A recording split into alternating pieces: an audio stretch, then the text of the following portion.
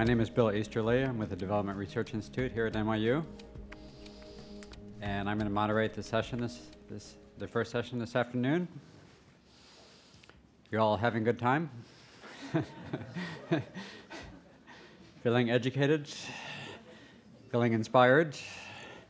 Good, good. So I want to give a very short version of the introductions because you already have the introductions in the biographies in your program.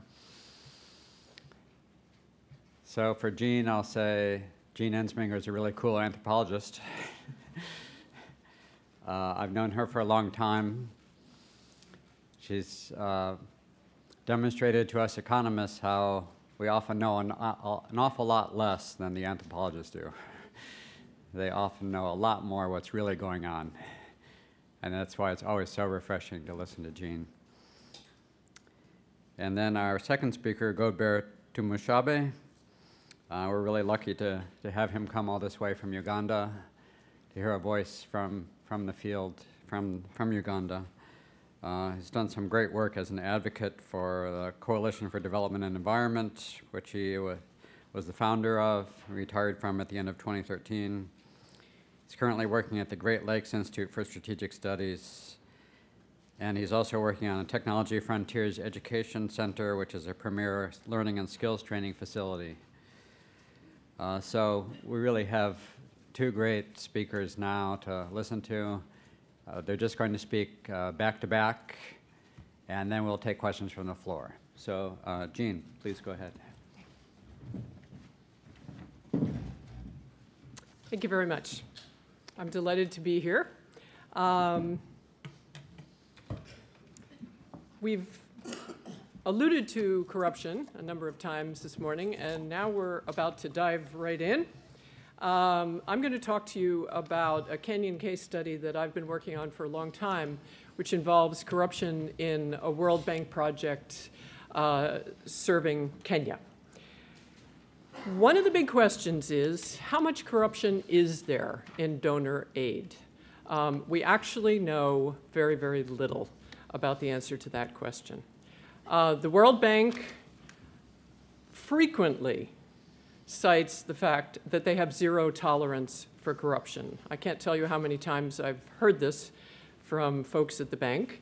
And the new president of the bank has reiterated this almost immediately upon taking his position. But what does zero tolerance actually mean? How's that implemented in the context of the bank? So here's a Kenyan cartoonist version of how they see the situation, which certainly does not appear that his perspective is that there is zero tolerance in aid organizations for corruption. And here is a very true story from the project that I'll be talking to you about. So two foes from the post-election violence in Kenya, foes from the pre-election violence in Kenya in 2007. The first guy, very jovially, says, I hear you've really stolen a lot of money from arid lands. That's the project I'll be talking about today. And the second one, bear in mind, these two guys were killing each other on opposite sides of a very bloody battle in the pre-election of 2007. The second guy says, I didn't steal the money. It was lying everywhere. This is the World Bank money. It was my ability, my effort, and how I could handle the office. In other words, a sense of entitlement to this money. So the problem is that we know almost nothing about the order of magnitude of corruption in aid. But it matters, and it matters whether you are pro-aid or anti-aid. It matters in terms of aid effectiveness. Those who would like to see more aid should care very deeply that it is spent effectively, and of course many do. It matters for policy planning. How do we know what works and what doesn't if we don't know what percentage of the money is actually being spent on the project? But I want to stress most strongly that which is frequently neglected by those who brush aside and say, okay, we know 5% is lost. And when you push them, okay, maybe it's 20%. The problem is, what damage does the remaining money do? I don't have time to talk about it today, but I've done some research on how aid money feeds into breeding a culture of corruption. But the other issue, which has already been alluded to today, is the degree to which it finds its way into campaign coffers. And this is extremely common, and it was very common in the project that I studied.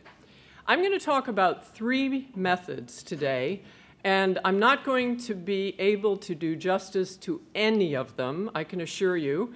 And I'm going to throw a lot of numbers on the board here, which is going to upset those of you who don't like numbers, and even more so those of you who do, because I'm not going to be able to say very much about the methodology and the statistics behind them. But first of all, I'm going to say a little bit about the anthropological method which really drew me into this case study. Then I'm going to talk about digit analysis, which is much less well known, although it's been used quite considerably to analyze election fraud. And then finally, I'm going to talk about the forensic audit, which was conducted on this project. Okay, first of all, the project. So this is a very long-standing project from 1993 to 2010, and it would have been renewed. It had a board date for renewal had what you will see here not transpired. The total expenditure for those 17 years was $224 million. That's not a trivial project. It provided aid to the arid and semi-arid lands of Kenya, roughly 3/4 of the territory of Kenya, and these were the poorest of the poor.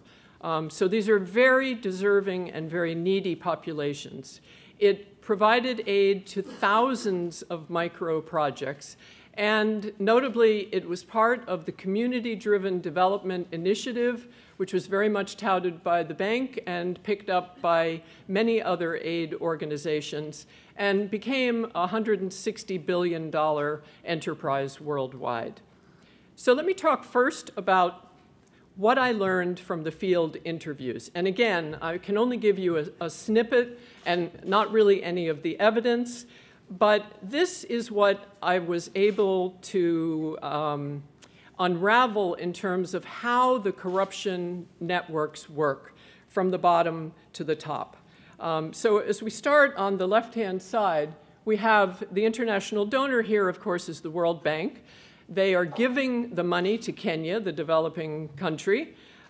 Kenya sets up a national project office. There are 430 people, Kenyan nationals involved in that project, and they create 28 district offices to run the project.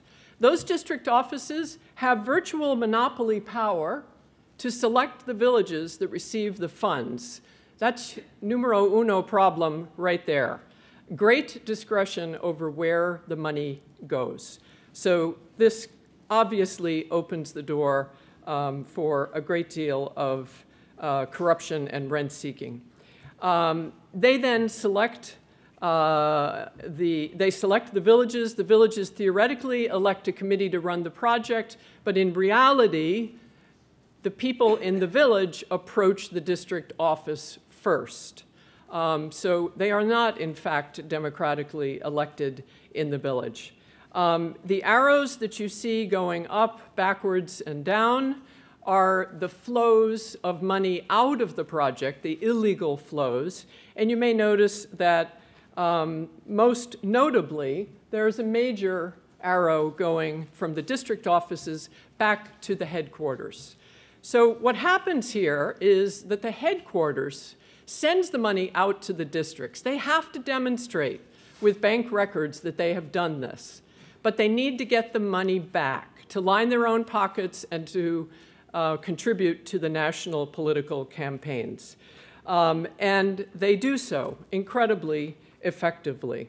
So there are 2 tactics which are very much associated with this project. One is to hire unqualified people to run the district offices. Those people have very poor alternatives should they be pitched out of that job. As a consequence, they are very loyal, and they submit their envelopes regularly to headquarters.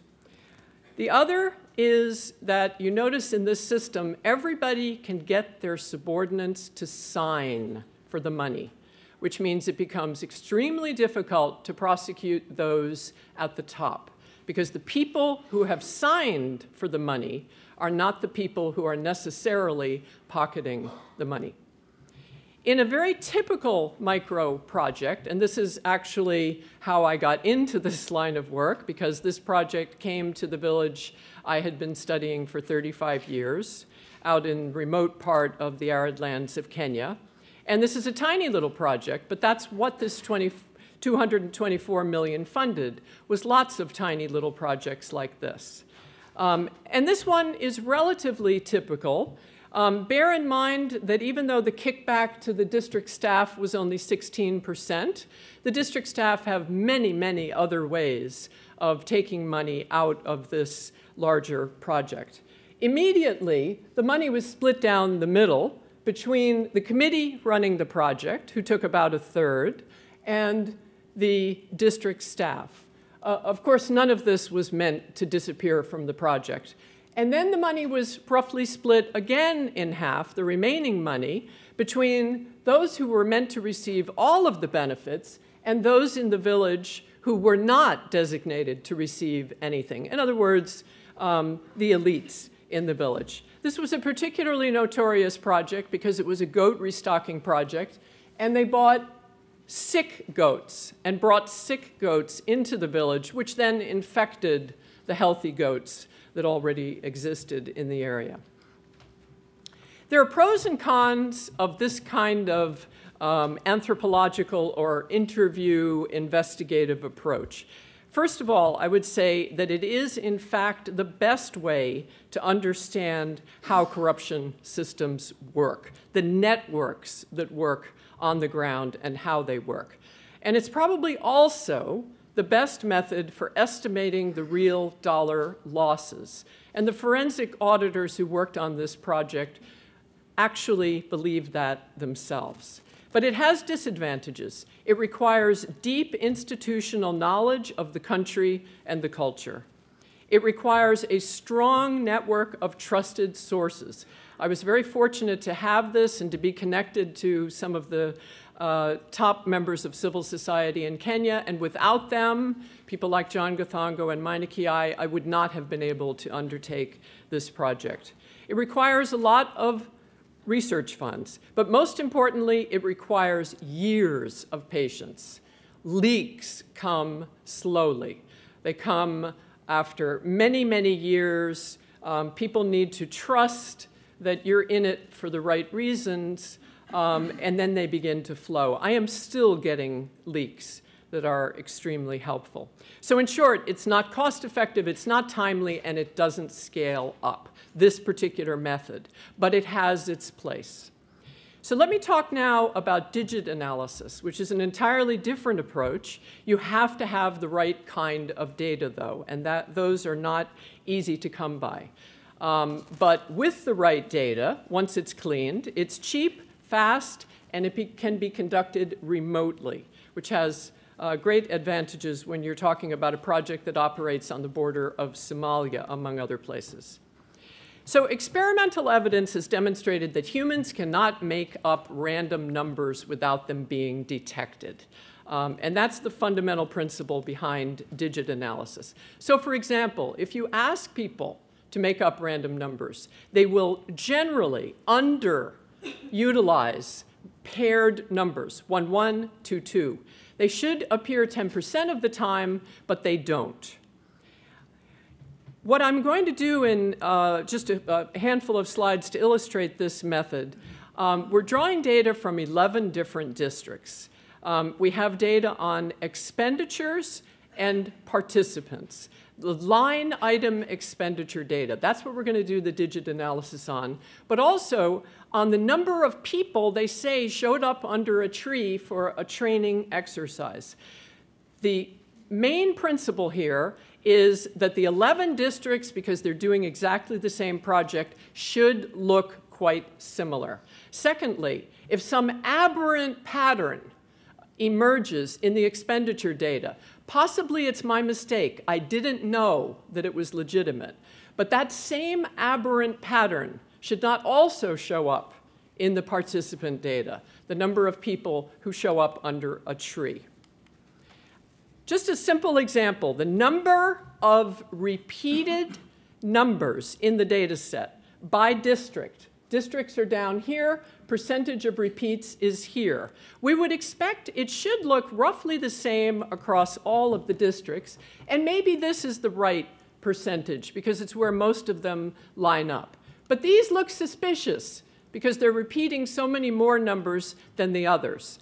But you'll have to take my word for this. If you saw the entire presentation, it turns out this is probably the correct one. So in fact, all of them are pretty far off the mark. External validity. So let's take a look at what some of the pages in these annual reports look like in terms of training exercises. And I realize you can't see this. But what we've got here is the data from the district where I work. And we have the same number repeated twice here and 3 times here. And it's a 6-digit number. So it seems somewhat unlikely that it would be repeated exactly. For training exercises in different places, where people are being reimbursed based upon the number of people who show up at the training exercise, which are clearly variable. But even more damning, there are 8 of them listed for the same time period, which would mean they would need 8 vehicles to go to these 8 locations and enough staff to simultaneously run 8 training exercises. Further, training exercises offered on Christmas and New Year's Day. Civil servants in Kenya do not work on Christmas and New Year's Day. Okay, I'm going to go through this rather quickly because I can't do it justice. But when we look at the very last digit in these expenditure data, we don't need to do fancy adjustments for Benford's law or other issues, but we are eliminating the 0s and the 5s because of rounding issue. And these are the digits that we see in that last digit place. The predicted distribution is this red line. And you can see we are well above and well below, and the chance here is 3 in a billion that this is happening by chance. That's a highly statistical result that tells us that something really does not look right here. And notice the pattern of high on 2 and 8 and low on 1 and 9. We have data that demonstrates that for African census data, when we know people are estimating their ages, that is exactly the pattern they fall into. So in other words, it looks like fabricated data. Now, what's very interesting is that we see exactly the same pattern in the participant data. So this is the number of people that show up under a tree. Why would it also have too few 1s and 9s? Now, just to sort of hammer the point home that there's not some reason that can explain that, notice that for Turkana, again, we see that they are not statistically different from what we would expect. They are completely following the expected probability. Remember that pattern of people failing when they make up numbers to sufficiently utilize paired digits 1, 1, 2, 2. This is the expected distribution, and in virtually all of our districts, with the exception of 1, they are underutilizing those pairs, just as the literature implies. Notice again, however, Turkana looks pretty good. Election year effects. So I've alluded to the fact that my interview data pointed to a tremendous amount of siphoning off of funds for political election campaigns. Project vehicles were also pressed into service for the national election. And we see here that in the election year, 2007, there was a tendency for the number of 6, 7, 8, and 9, the high digits, to appear in the data set much more commonly than in the rest of the project years that were surveyed. And it is statistically significant. However, that's a very crude measure because it includes the digits, the high digit numbers, even in the low digit places, which is not really worth very much of anything. So it's a crude measure, but nevertheless, it exists. Now, I can't do justice to this slide, but it is quite interesting. We've run a Monte Carlo simulation, and we've corrected for Benford's law, which I haven't had time to explain to you. But take my word for it. What we've got here, now we're looking for those 6, 7, 8s, and 9s disproportionately in the digit places where they count. The expected distribution is right along this line. And in the 10,000s place, where they really count, we're seeing vastly more high numbers than would be predicted according to Benford's law. We're seeing this, a little bit of it in the thousands place, but this isn't worth very much money. What's even more telling about the strategic behavior of those who are cooking these books is the fact that they are underutilizing those high numbers in the hundreds, tens, and ones place. As if they're imagining somebody looking at the page, scanning it for the right distribution of digits, and making sure that to the casual observer, it looks fair. Okay, finally, the World Bank did conduct a forensic audit of this project. They examined 7 out of 28 of the districts, 2 out of 17 of the years, and they looked at 28,000 transactions. That's piles of receipts. And those findings were largely confirmed by Kenyan internal audit.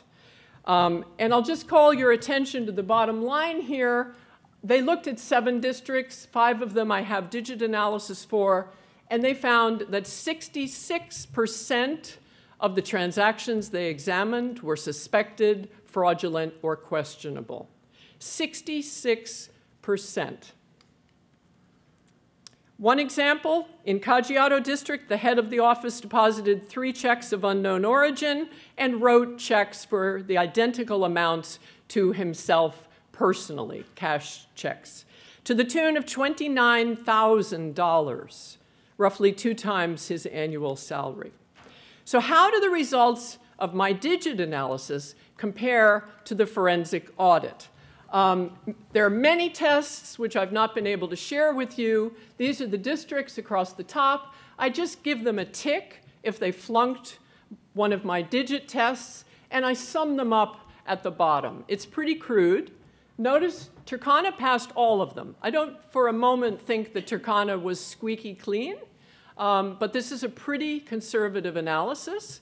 And others flunked Baringo, President Moi's district, for example, flunked 10 out of 12 of the digit analyses. When we compare the two, these are my digit analyses here, we see that most of them flunked 6, roughly half of the digit tests. And in the INT World Bank audit, those districts had between 60 and 75% of the transactions suspected fraudulent. One comes in much lower with only a 2 failing of the digit test and 44% suspected fraudulent. A real-time digit analysis could, I left off the fact that, notice that the 2 worst offenders in the digit analysis were not audited. And this is my primary point. A digit analysis can effectively target what is an extremely expensive process, which is a full forensic audit. This took a number of people 2 years to complete, and it was field verified, I should add. So the project went on for 17 years. It was nearly extended had this intervention not occurred. Why didn't the World Bank know? 17 years. I know you can't see this, but it is a summary of the supervision mission reports for the project going back to 2003, and you have S's, satisfactory, all the way up to blowing the whistle here. That was my paper presentation at the research department of the bank. And then we start with some moderately satisfactory. Then INT begins their audit in 2009. Notice everything is once again satisfactory. And then we see our first moderately unsatisfactory. In other words, these are not indicative of what's really going on. They are trailing indicators at best. So what's the response been? From the point of view of the World Bank, the project was indeed shut down after an awful lot of pounding on the table. Kenya did have to repay $4 million, but this amounts to 1.8% of the $224 million. The case was referred to the Kenyan Anti-Corruption Commission, but, and most importantly, INT, that is the arm of the bank that is tasked with investigating corruption, has ceased conducting field-verified forensic audits. Arid Lands, in fact, is the only forensic audit on their website. This was an extremely painful experience for the bank. The Kenyan government, for its part, there has been no action by the Anti-Corruption Commission. There have been no indictments and no convictions for this project. And the former project managers of this project have subsequently, with the close of the project, been appointed to extremely high-level national posts. Consequences for bad behavior, this is the graph of World Bank lending to Kenya. The audit begins here, the audit ends here, and funding is significantly higher now. This graph ends in 2013. So, do we find zero tolerance for corruption? I would argue that ineffective monitoring and ineffective sanctioning virtually assure that corruption will follow. Thank you.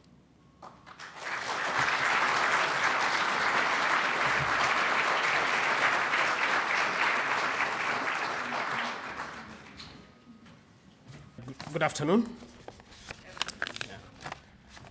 Thank you, William. Thank you, Helen, for inviting me to speak at this very important meeting. My topic today, I'm talking about the tragedy of aid in quasi-democracies. And essentially looking at the case study of northern Uganda and the northern Uganda and the Peace Recovery and Development Plan for northern Uganda. This northern Uganda is about a collection of about 40 districts, and where there was a war for over 20 years. And so this is the project that I'm looking at in the context of this topic. But just to give you a perspective, the context, those of you who may not know about Uganda, and relate to some of the data that is actually used to tell the story about Uganda, because most of you have heard about Uganda. You probably hear of one of Africa's success stories. And this is some of the data that you will probably, either you are familiar with or you look at and say, this is probably something that is happening. One is that in terms of poverty levels, the statistics will show you that poverty levels in Uganda have decreased from 1992 to 2013. You are talking about 19.7% of the population living below the poverty line. That is if you use the national standard, which is $1 per day.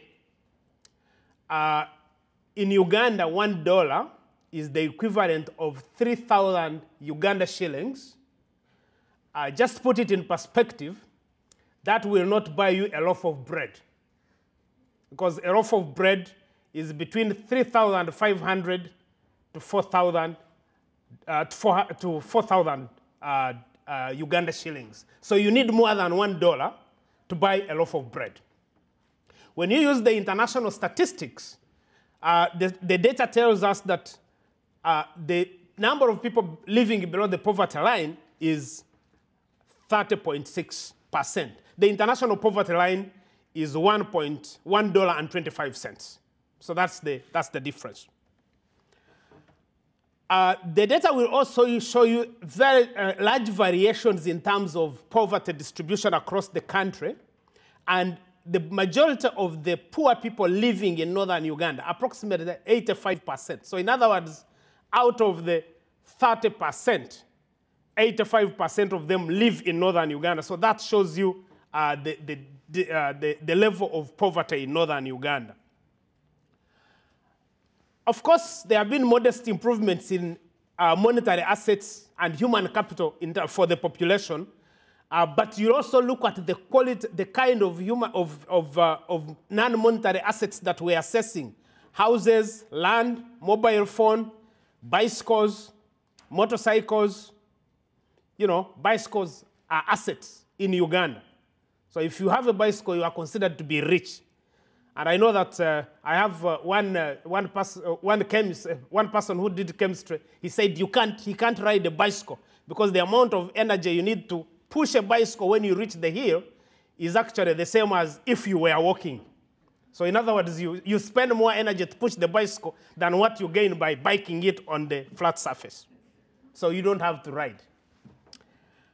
Of course, we have very low rankings on some of the key indicators: primary completion rate, access to electricity, access to bank credit, voice and accountability. I want just to direct you to the indicator on education, primary completion rate. The current official statistics tell us that the primary completion rate is 57%. And this particular data is so suspicious because for many of us who are not economists like William and others, you go to the village and you see children in the households not going to school. And then you ask yourself, but where is this 57%? So recently, my team gathered out to try to find explanations of what exactly does this data tell us. We found that since 1997, when universal primary education was introduced in Uganda, and 2008, when the last cohort of primary 7 children sat for primary leaving examination, we are unable to account for at least 1.5 million children every 7 years. So in other words, in 1997, it was reported that 2.1 million children enrolled in primary 1, as you'll see in that graph. In 2003, when they sat for primary 7, only 385,000 sat for primary 7. So then you ask yourself, so where is the 1.5 million children? Where did they disappear? That's why we call them Uganda's missing children. Now, I have argued that either, if this is the case, then it means that for the 8 years, there are 16 million children in Uganda who did not reach primary 7. Now, if you have a serious government, that would be a crisis. That means government should actually resign. But the other way to put it is that maybe in Uganda we have many ghosts. There are ghost soldiers, there are ghost teachers, there are ghost hospitals, there are ghost schools. So there is also a possibility that actually these children are ghosts. What that means is that the reported enrollment did not actually happen, but then we use these enrollment figures to calculate capitation grants. And this could probably be the biggest corruption scandal that could be in Uganda, but we haven't uncovered. So right now we are looking at the relationship between enrollment and capitation grant disbursement to try to understand. Because how is it possible that you can have 16 million children that you can't account for in 8 years? So that's a big question for us. And I think this is, so that's why we think the data is a bit suspicious. We've had, of course, marginal declines in income inequality. But let me emphasize that when you hear about poverty going down, because the World Bank, the UNDP, and all those who believe in the Millennium Development Goals will tell you Uganda is one of the high performers. The most important statistic about poverty in Uganda is that at least 40.3% of the population live in a condition of perpetual vulnerability. And this means that for any slight shock, like right now there is a very serious problem of exchange rate depreciation. The Uganda shilling is depreciating very, very fast. So any slight shock, all these people can fall below the poverty line. And that is the tragedy that you have to be looking at. And this is significant in the way we look at aid and what aid is able to accomplish. Of course, I can go on and on in terms of the statistics. Growth. Yes, you will hear a lot of growth. And I think in the morning, people talked about Africa is rising. That is the narrative that all these countries have been growing at 7% plus per annum. But we know that in the case of Uganda, over the last 7 years, over the last 5 years, growth has been slowing down. And there must be explanations why these are happening. Let me just move and talk about what I call the narratives that are defining our discourse on corruption and aid. There are basically 4 dominant narratives today. I talk about the nostalgia. The nostalgists, there are people in Africa and Uganda who believe that we lost an opportunity at independence. Because according to the statistics, Uganda was at the same level of development like South Korea, Singapore, Malaysia. Yeah, I thought you guys would be excited about North Korea. Yeah. So, but immediately after independence, Uganda stumbled, and then we descended into a period of chaos. The second narrative is what I call the Afro Optimists. That is the Africa Rising narrative. And according to this narrative, Africa is making progress. So you'll hear the statistics about Africa rising, the growing private sector, increasing school and children enrollment, healthcare, and the like. The third narrative is what you would call the Afro Pessimists. These are those who believe that actually Africa is a hostage. And Africa is a hostage to all these guys you see there. Because these guys have been there much longer than they have to be in power.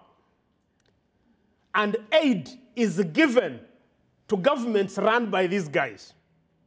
And therefore, you have to be asking questions. Does any of these people really have the incentive to use aid to be able to achieve development and transformation? So those are the questions that we need to be asking. And I heard Stefan in the morning talking about, saying emotions is not the answer.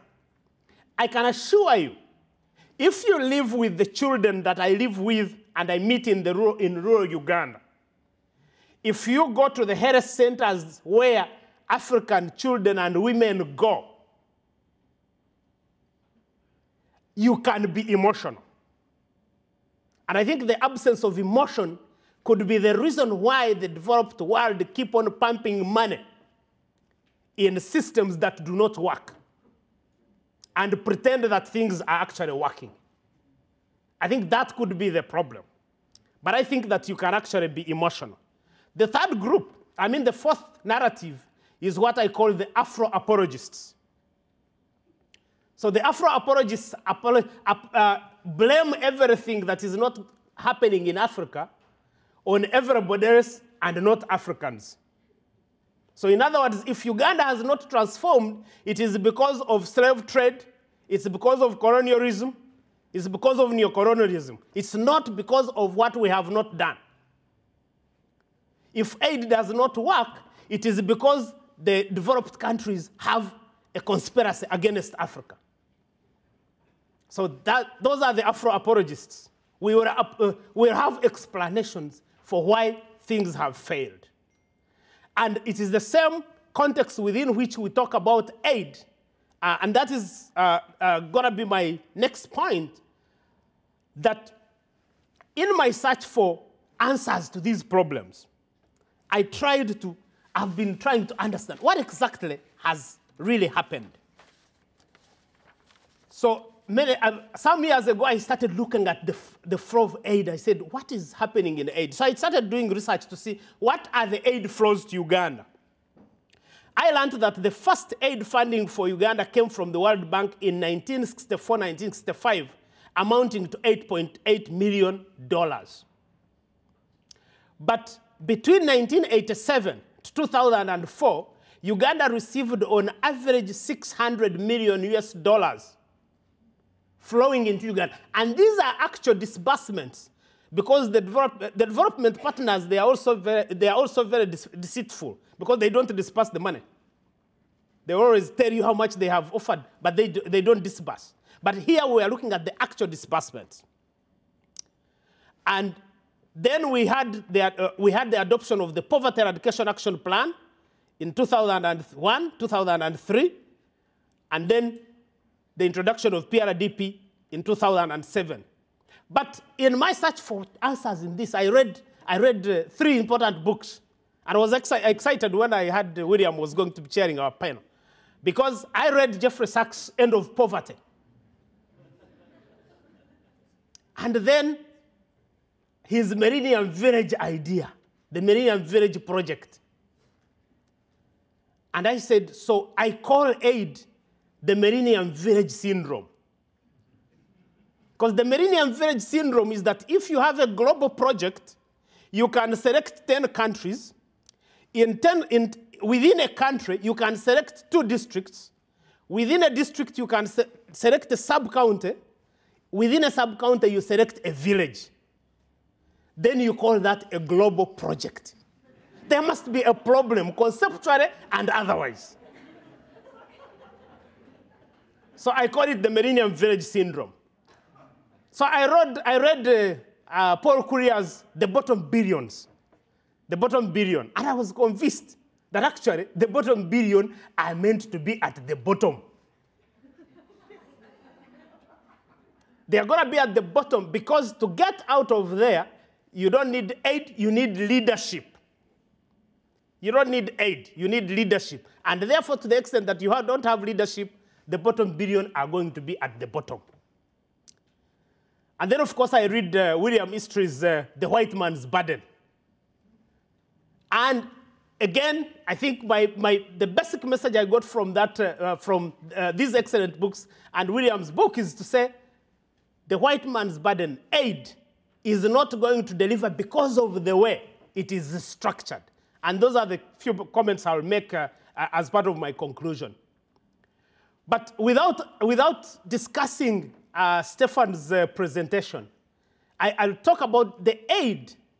Because you see, even when we say DFID delivers aid, much of DFID's aid goes through civil society, I would suspect that Stefan is talking about the UN, the World Health Organization, and UNICEF, and others as civil society. But these are not civil society. Because I know that the amount of aid that goes to civil society, for example, in Uganda. Incidentally, we should also understand that the most secretive information that exists is about aid. Because the UK will never tell you how much money it gives to each of these entities that are funded by the UK. The US spends, at least the last report I read, spends about 80% of its aid in the US. Yeah, because you have all these consulting firms, when they calculate their pay, their staff, and their overheads, a $1 million project will only transfer $200,000 to Uganda. I can assure you on that. So, but in the books, the US will report that we spent $1 million in Uganda. And then we begin to ask questions. So what is this aid doing? So my second last point is to talk about this project they called the PRADP. The PRADP was really more or less like, I would call it a mini Marshall Plan to transform the situation in northern Uganda into a post-conflict situation. So it had 4 specific objectives: consolidation of state authority, rebuilding and empowering communities, revitalization of the economy, peace building, and reconciliation.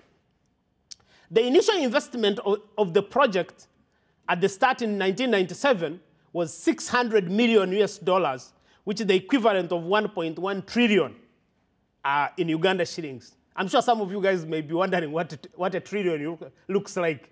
In Uganda, you can actually carry a trillion in your car. You can. Yeah. So funding was provided largely through budget support. Budget support means that the money is put into the main budget framework of the government of Uganda, and government can be able to spend. So Ugandans, because of the corruption scandals that have happened, there are many.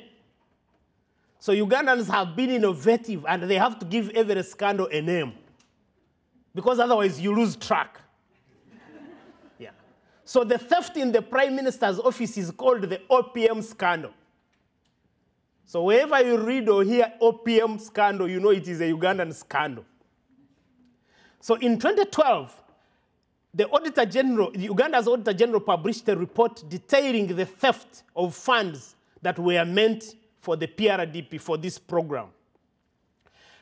In essence, about Uganda shillings 60 billion, which is approximately $20 million at today's exchange rate, at the current exchange rate, was stolen. If you use the exchange rate of 2007, this could be in the range of probably maybe $30 or $40 million, because the shilling has depreciated quite tremendously. I talked about the scandal. So each of these bubbles represent a scandal. The amount of money that has been stolen or unaccounted for. But so essentially what you have, what I want to talk about here is the reaction of donors to the theft of this money. First of all, the whole issue of secrecy between the government of Uganda and donors. When the scandal broke out, the conversation on how to deal with the scandal happened between the donors and the government, and it was secret. No accountability to anybody. Then the two negotiated a high-level government financial management reform action plan matrix. In other words, the donors said, we are going to suspend aid. You have to do certain reforms for us to resume aid. The tragedy is that the reforms that were agreed in the matrix are actually administrative reforms. Because I don't understand why donors would sit with the government of Uganda and say, one of the actions is that you prosecute the people who were involved. How is that a reform? You are a donor, you are a country called Britain, and you are worried about whether some program officer has been prosecuted, because that should be the job of government, to prosecute people who have committed offenses. So the kinds of reform you see in that high-level matrix are really administrative reforms. So the Ugandans who are supposed to be the beneficiaries of the aid were literally locked out of the conversation. And then the fifth is that the donors asked that Uganda has to refund the money that was stolen. And without a shame, the donors allowed the government of Uganda to steal from Ugandan taxpayers to refund European taxpayers. So then you ask yourself a question, so what have you achieved? Because the guys who had stolen the money are known. And then these countries say, okay, it's okay. You get money from your taxpayers, you refund our taxpayers. But in the meantime, Ugandan taxpayers are not part of this conversation.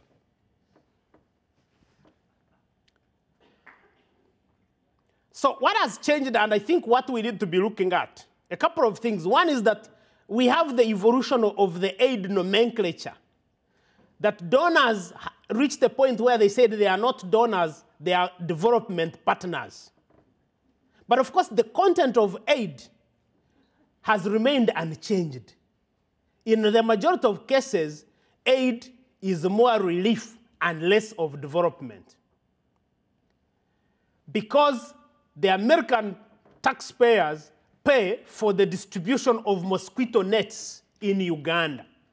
Now, you tell me how mosquito nets are a development.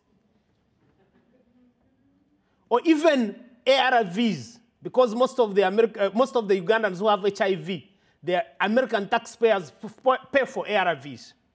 But how is that development? So what we have is relief in a different form, and we've been trying to call it a development, and that's why we cannot really make progress, because we don't know what we are even funding. Because I think there is fairly lack of clarity of what aid is funding. Secondly, the change in the aid delivery system. So from project support to budget support, that donors said, because of the Paris Club and all this conversation, you know, this whole idea of government-owned, the legitimacy, state building, donors said, we are putting money in budget support. But how do you put the director in charge of a blood bank? Even if the director actually normally goes to church, I think we know what he would do in a blood bank. So I think that's what donors have been doing. But you also have a regime in Uganda that really has become shameless in the way you handle public funds. So what you see here on top there is the president delivering a bag containing 250,000 Uganda shillings, 250 million Uganda shillings for the youth in eastern Uganda. This caused outrage. Now, I don't know how the Americans would take it if President Obama went around and donated a bag of money. What would happen? In Uganda, it happens. And the donors also know that part of this money is actually their money. But everybody looks away. Of course, you can, these are consistent cases. In other words, they are not just a few cases. It is systematic. That's how it happens. So donors have also invested more on the supply side of things.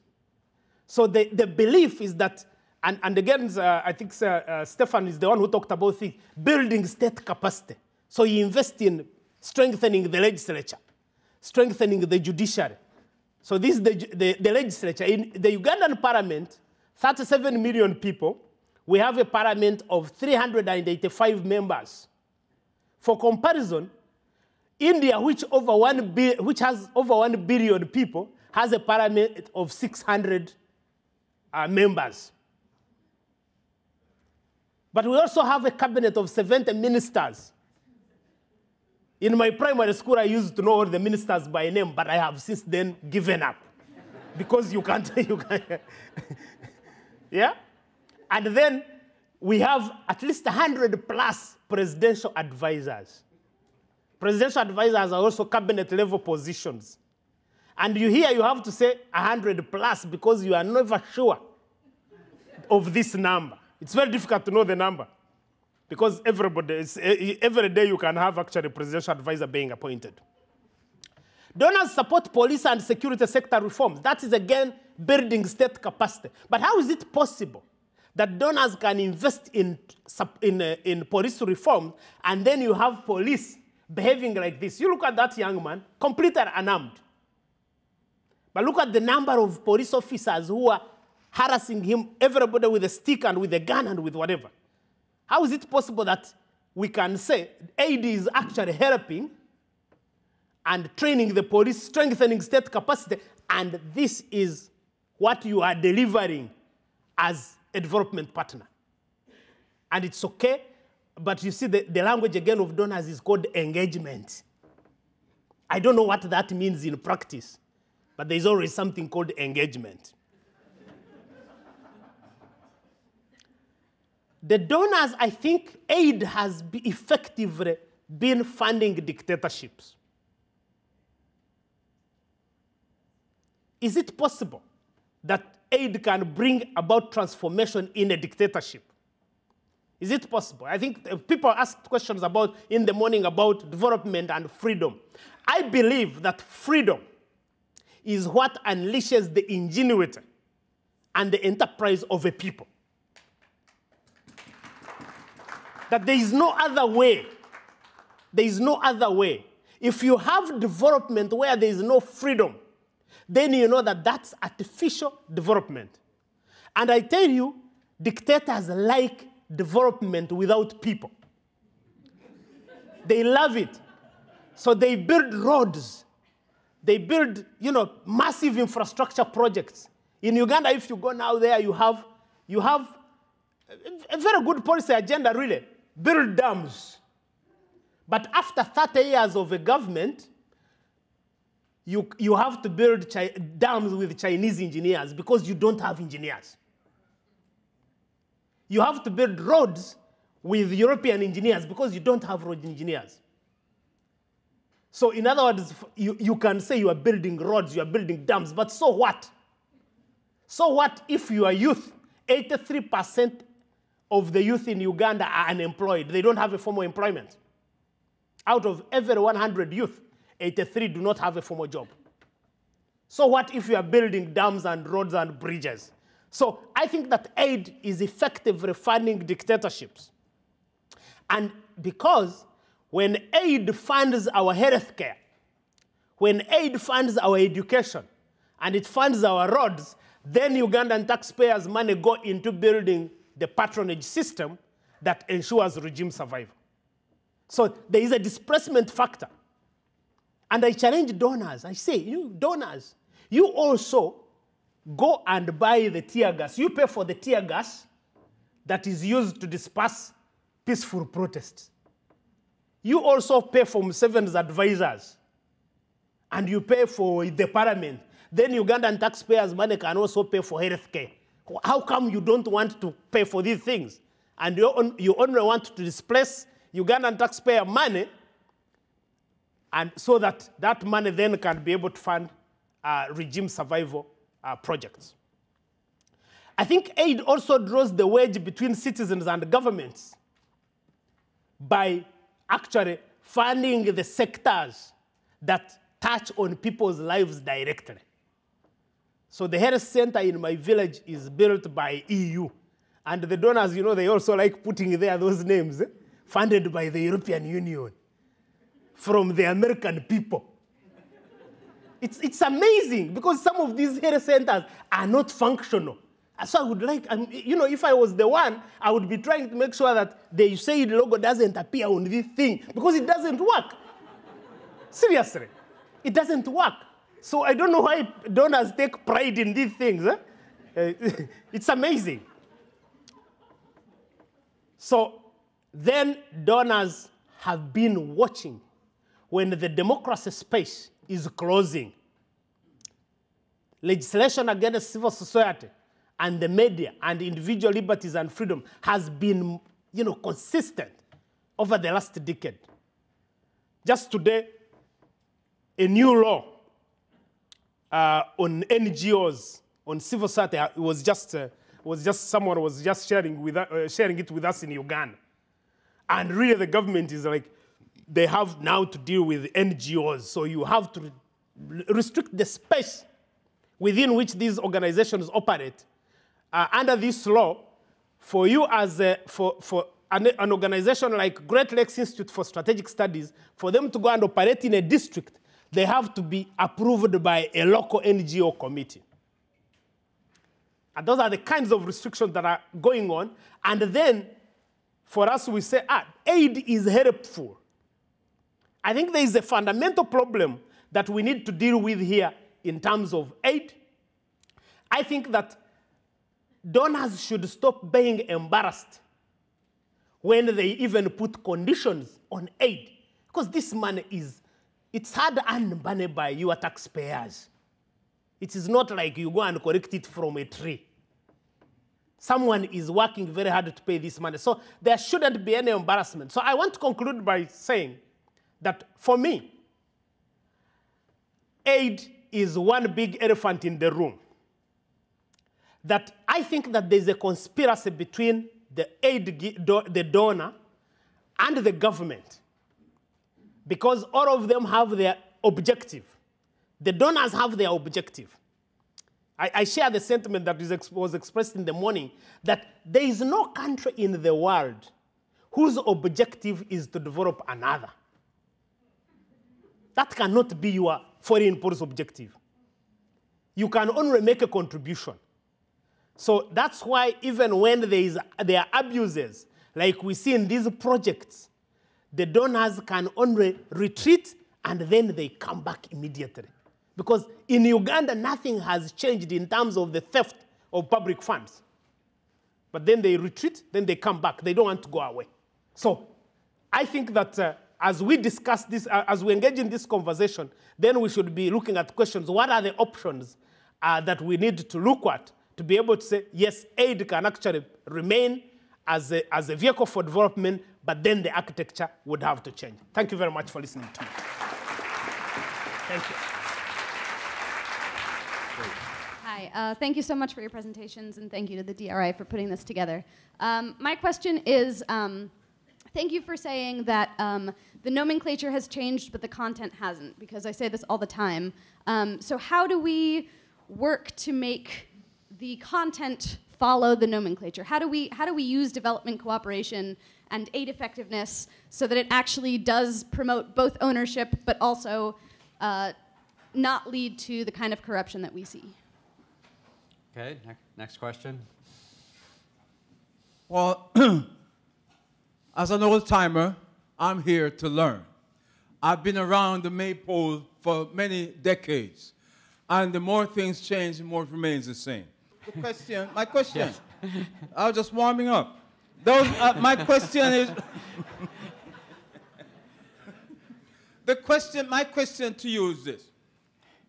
The funding that goes into these so-called third world nations to corrupt them. Now, is there a difference between loans and aid? So does the people have to pay the money back? What is it they have to pay, the aid or the loan? And whose banks these money that the rascals bank the money in? Thank you. Thank you very much. Thank you. Good afternoon. My name is Susan. Please speak a little closer to the mic. Oh, sorry. My name is Susan Mwangi, and I'm from the Kenyan mission to the United Nations. So I would like, firstly, to say that I work for the government of Kenya. I wanted to thank Jean for her research in my country, and I appreciate the invitation. What I wanted to say was, firstly, accountability has to be on both sides. The government has to account, and also the donors must account. That is the first thing, because it's disheartening for everybody to see the poorest of the poor being ripped off.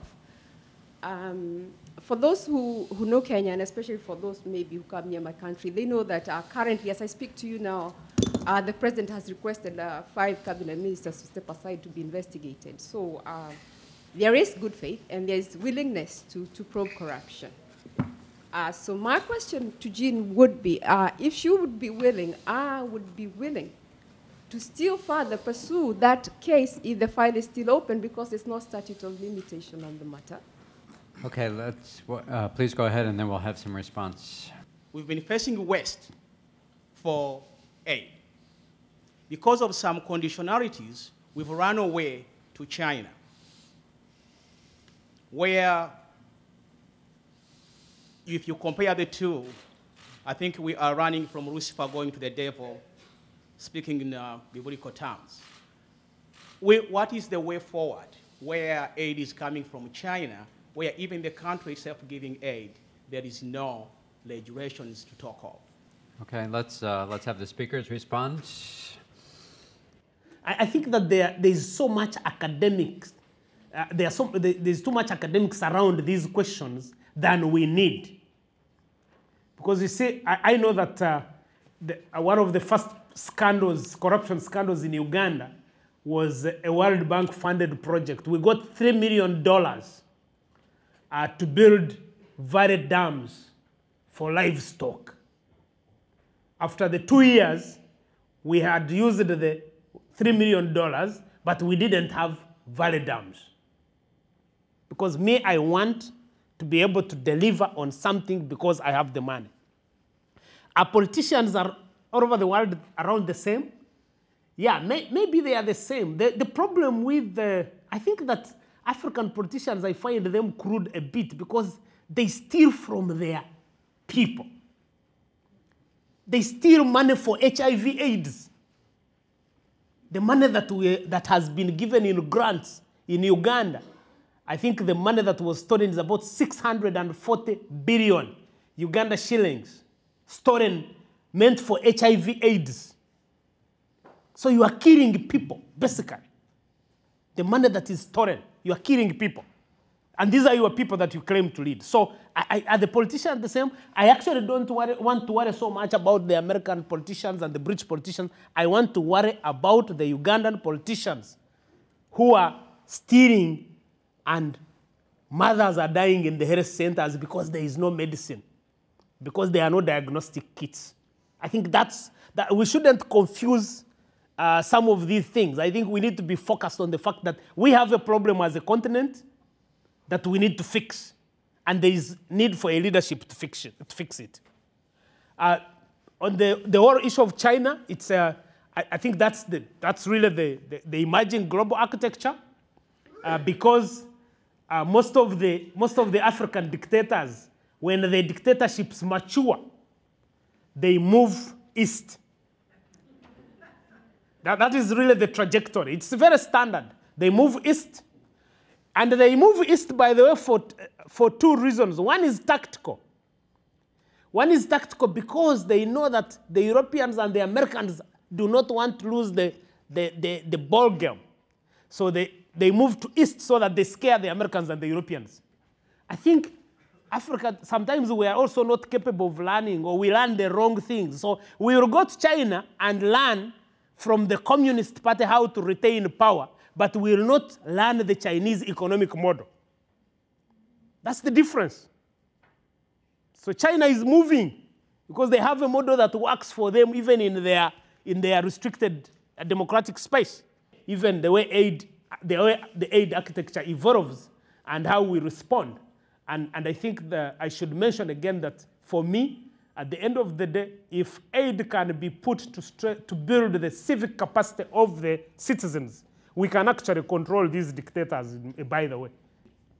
I want to thank Susan Mwangi for the offer to help pursue the Arid Lands case with EACC, and I am more than willing to work with you on that.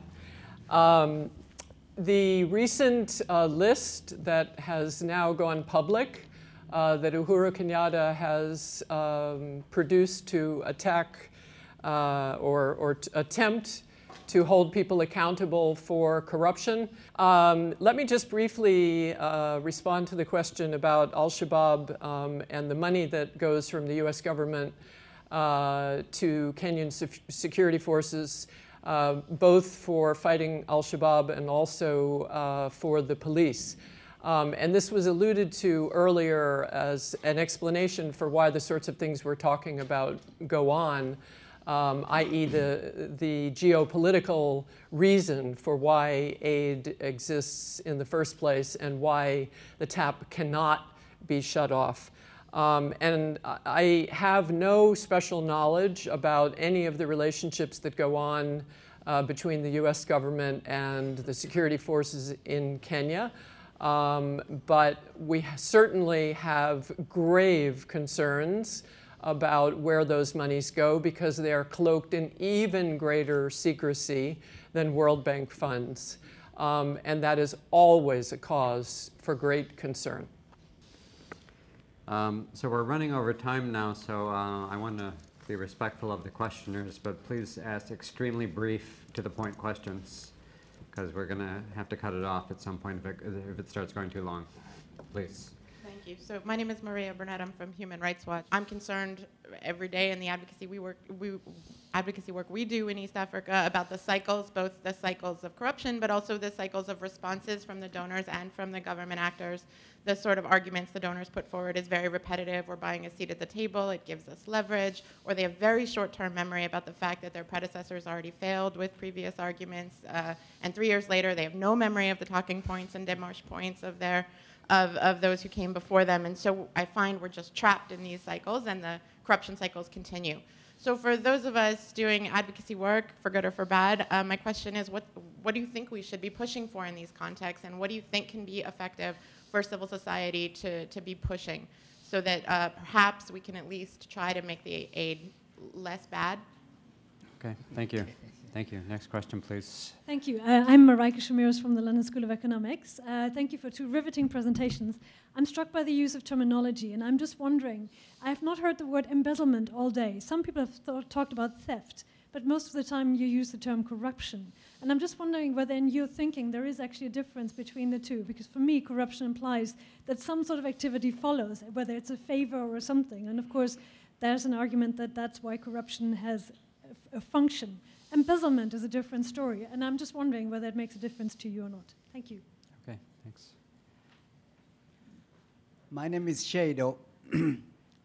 Why the donors give money or provide funds or help them to accumulate that money in the Western banks, not in their own country?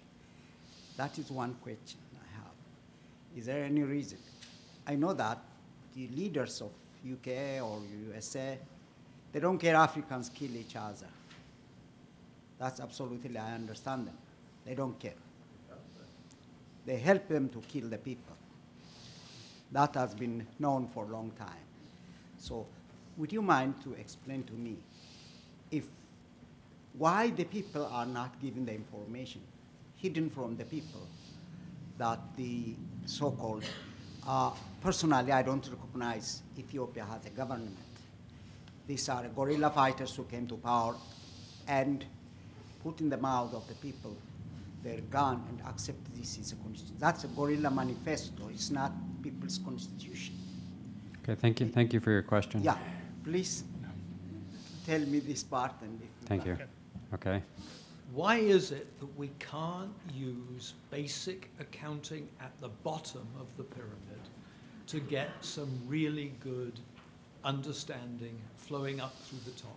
Some of the accounting at the bottom of the pyramid, all over the world, especially in Africa, is very good. But we never look at it. And if we looked at it, we'd learn at a huge amount. So why don't we use accounting? Okay, I'd like to first respond to what should we push for. And I'm just going to be extremely narrow here.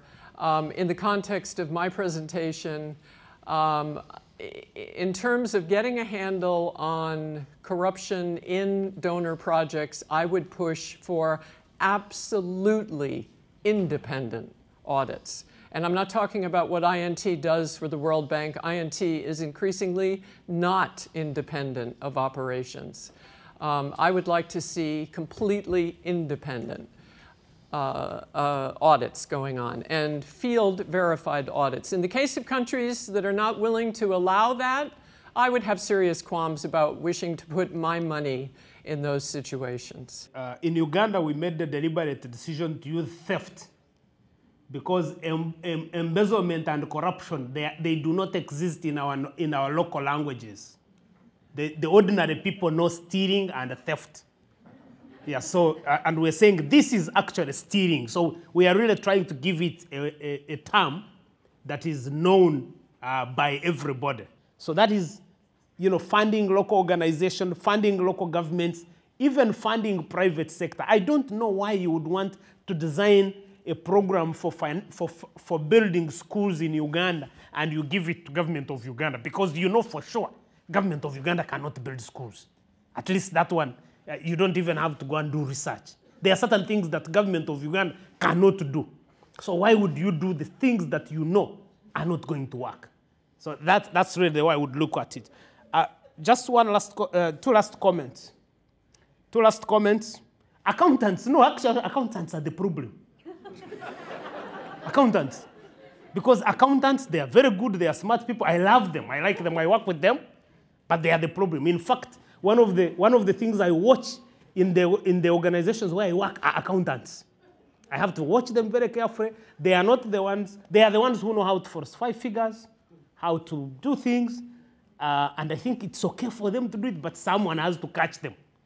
Because you can't say accountants should catch themselves, because it will not happen. It won't happen. So the last comment I will make really is about you know, these African leaders. The other countries help us to kill each other. That is what I was calling actually Afro Apologists. There must be explanation why certain things are happening. Because you see, I have heard these stories about the Western media, you know, reports negative about Africa. If you have failed to run a country and your people are dying of hunger and CNN is reporting it, please feed your people. Why worry about CNN? Why? Feed your people.